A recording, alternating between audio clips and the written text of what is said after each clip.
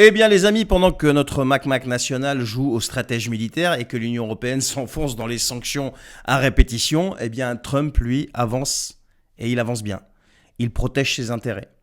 Et il le dit franchement, il rougit pas le mec, hein. Il menace de mettre 50% de droits de douane sur les produits européens. Et c'est pas tout, il cible carrément Apple. Si les iPhones ne sont pas fabriqués sur le sol américain, eh bien c'est 25% de taxes. C'est clair, c'est net, c'est brutal, c'est du Trump.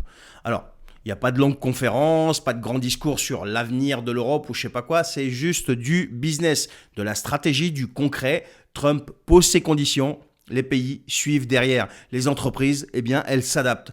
Il parle d'industrie, de puissance, d'emploi. Et nous, on fait quoi et on a quoi? C'est là que ça devient marrant. On a des plateaux de télé, des promesses de réindustrialisation, de Choose France, des trucs qui n'arrivent jamais en fait. Des aides qu'on voit pas, une dette qui explose.